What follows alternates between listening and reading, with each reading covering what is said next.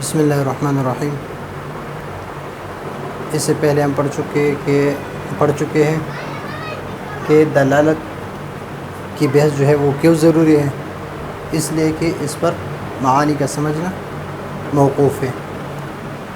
تو یہاں پر آج جو بحث ہم کر رہے ہیں، ایک یہ کہ دلالت کا لغوی معنی اور دلالت کا اصطلاحی معنی، اور پھر دلالت کی تعریف، اصطلاحی معنی یعنی دلالت کی تعریف، اور پھر دلالت کی قسمیں کہ دلالت کی کتنی قسمیں ہیں، ایک ہے لفظیہ اور ایک غیر لفظیہ۔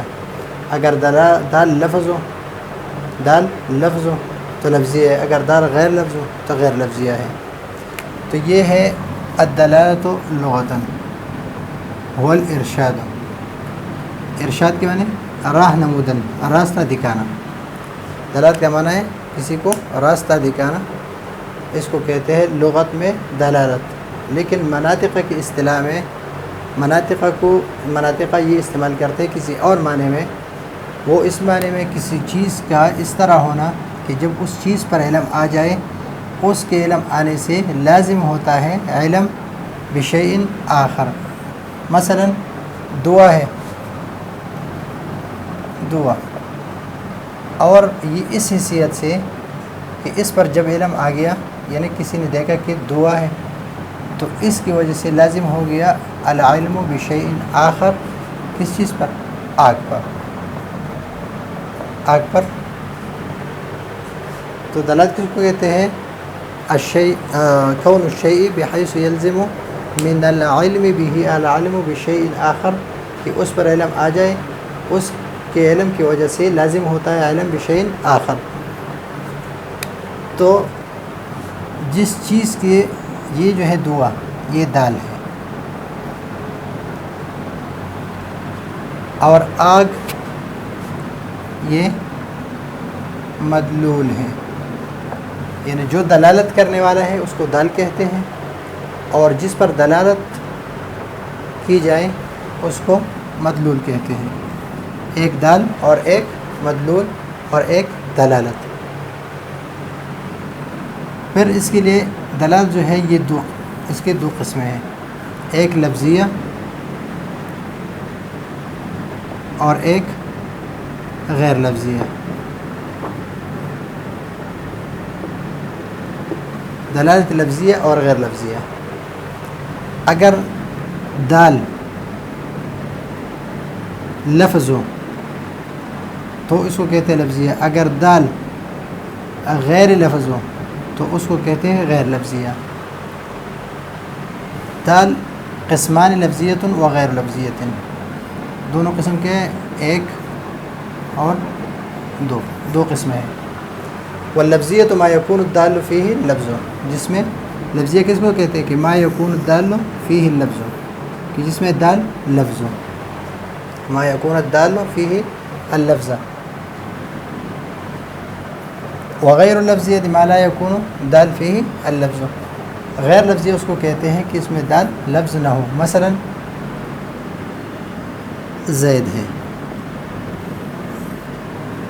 ایک شخص معین ہے، اس کے لیے نام وضع کیا گیا زید، یہ مارکر ہے، اس کے لیے وضع کیا گیا مارکر۔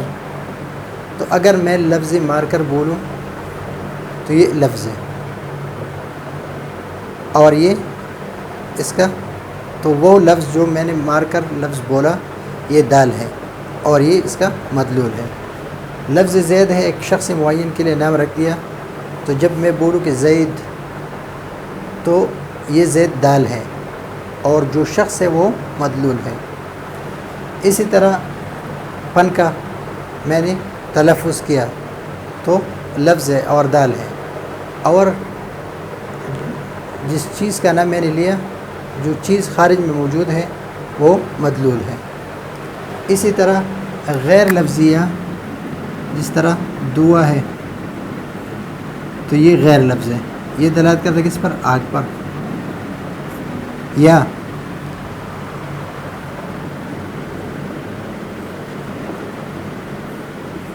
یہ لفظ نہیں ہے، نقش ہے، دلالت کرتا ہے ایک شخص معین پر، یا راستے میں جو لگے ہوتے ہیں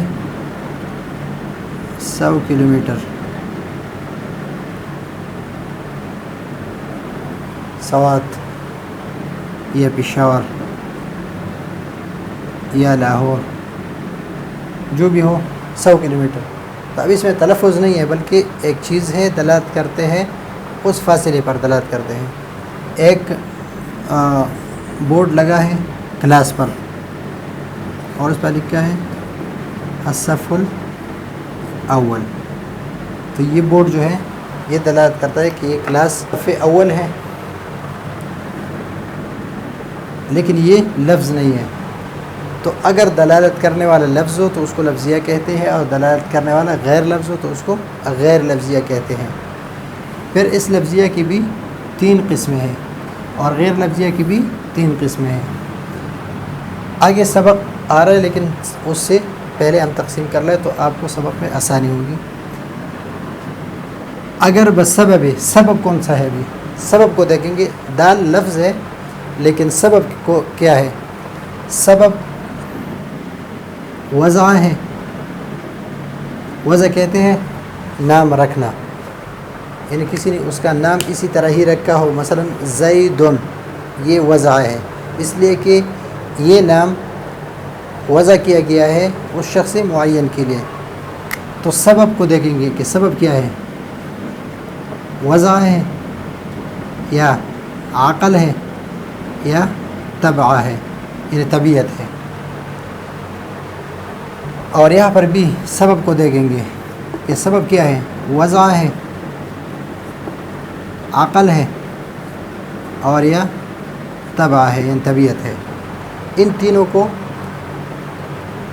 دلالت کے اعتبار سے لفظیہ اور غیر لفظیہ، اور سبب کے اعتبار سے وضعیہ، عقلیہ اور طبعیہ ہے. وضعیہ، عقلیہ اور طبعیہ. تو اگر بسبب وضع ہو تو اس کو کہتے ہیں وضعیہ. اگر بسبب عقل ہو تو اس کو کہتے ہیں عقلیہ. اگر بسبب طبع ہو تو اس کو کہتے ہیں طبعیہ. اگر بسبب وضع ہو تو اس کو کہتے ہیں وضعیہ. اگر بسبب عقل ہو تو اس کو کہتے ہیں عقلیہ. اگر بسبب طبع ہو تو اس کو کہتے ہیں طبعیہ. تو اسی طرح بنے گا.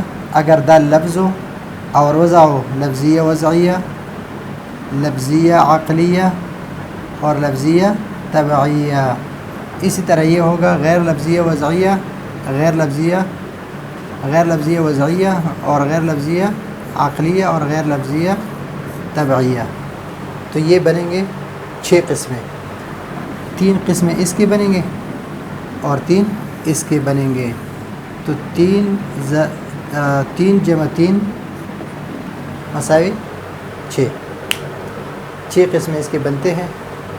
آگے جو سبق ہے اس میں اسی بارے میں ہم بحث کریں گے کہ بس اگر دال لفظ ہو تو لفظیہ، اگر دال غیر لفظ ہو تو غیر لفظیہ. سبب کیا ہے؟ سبب وضع ہے یا سبب عقل ہے یا سبب یعنی وجہ کیا ہے، وجہ، اور سبب وضع ہے، عقل ہے یا طبع ہے. ادھر بھی اسی طرح ہے. تو انشاءاللہ اگلے سبق میں اسی بارے میں بات کریں گے. اسی وقت کے لیے اجازت چاہتے ہیں. اللہ حافظ.